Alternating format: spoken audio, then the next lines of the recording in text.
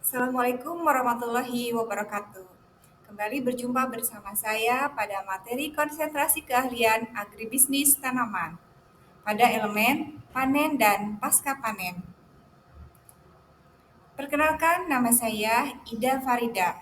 Saya salah satu guru produktif agribisnis tanaman pada mata pelajaran konsentrasi keahlian agribisnis tanaman fase F di unit kerja SMK Negeri Kadipaten. Selamat berjumpa dengan saya. Kita akan membahas bagaimana itu materi panen dan pasca panen. Yang pertama, kita harus mengkaji pentingnya panen pasca panen di dalam rantai nilai agribisnis. Panen bukan hanya sekedar memetik hasil, tetapi merupakan tahap krusial yang menentukan kualitas dan kuantitas serta nilai jual produk pertanian.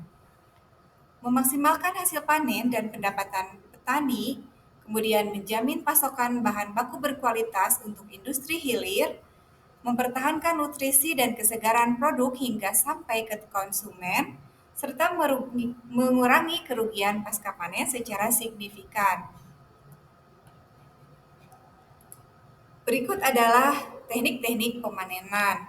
Yang pertama ada teknik pemanenan secara manual. Biasanya alat-alat yang digunakannya cukup sederhana, mulai dari pisau, sabit, gunting, bahkan ada yang menggunakan tangan manusia ya, tangan manual. Kelebihannya, menggunakan teknik pemanenan ini biayanya sangat rendah, kemudian selektif karena kita bisa memilih buah yang matang tepat yang bisa dipanen. Sedangkan kekurangannya adalah pada metode ini, pada teknik ini sangat lambat ya, kemudian membutuhkan banyak tenaga kerja. Untuk teknik pemanenan yang kedua yaitu pemanenan secara mekanis. Ini biasanya menggunakan mesin yang dinamakan combine harvester. Nah, kelebihannya di sini pamanennya sangat cepat, kemudian efisien sekali untuk lahan yang sangat luas.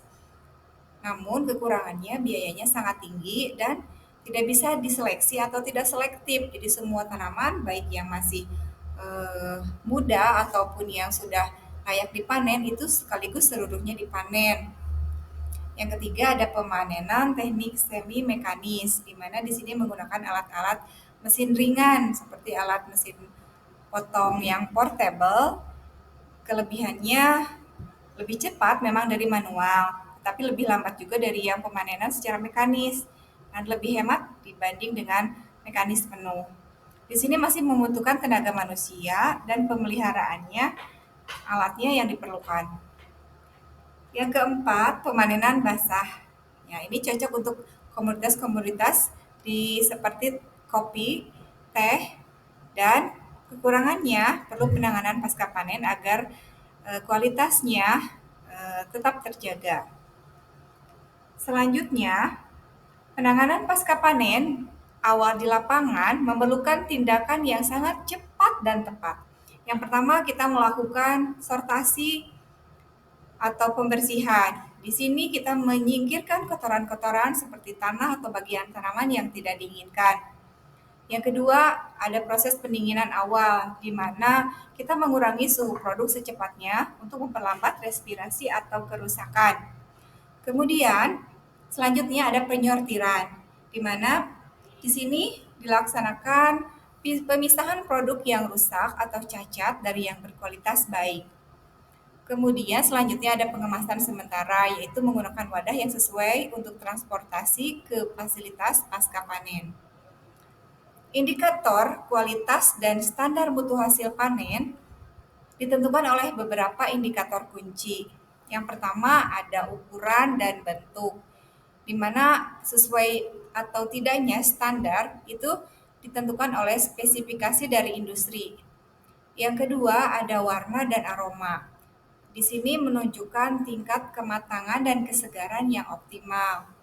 Kemudian yang ketiga ada tekstur dan kekerasan. Di sini dibutuhkan bagi beberapa komoditas, misalkan ada yang teksturnya terlalu lembek atau keras dan bebas dari kerusakan fisik. Yang selanjutnya Indikatornya adalah kandungan nutrisi. Biasanya dianalisa kadar gizinya dulu sesuai yang dibutuhkan oleh industri. Yang selanjutnya, yang terakhir, yaitu bebas hama dan penyakit. Ketika tidak ada tanda-tanda serangan hama atau infeksi penyakit, maka kualitas atau standar mutu hasil panen itu dapat dijadikan salah satu kriterianya. Nah, beginilah tahapan panen dan pasca panen. Di mana yang pertama kita melakukan sortasi ya seperti yang sudah dijelaskan tadi pada slide sebelumnya, yaitu memisahkan hasil panen berdasarkan kerusakan fisik, ukuran, tingkat kematangan. Nah, ini biasa dilakukan baik secara manual maupun dengan alat atau mesin. Selanjutnya ada grading. Grading adalah salah satu pengelompokan produk berdasarkan kelas mutu atau standar tertentu. Contohnya bisa menggunakan grade A, B, dan C untuk kriteria besar atau kecilnya buah atau bagaimana bentuk atau tingkat kematangan juga. Itu bisa dijadikan ukuran untuk pengelompokan grading untuk beberapa komoditas.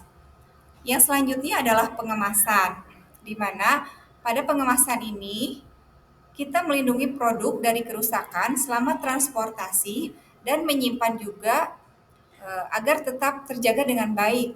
Nah, di sini ada yang harus diperhatikan, di mana kemasan harus menarik sesuai keinginan konsumen.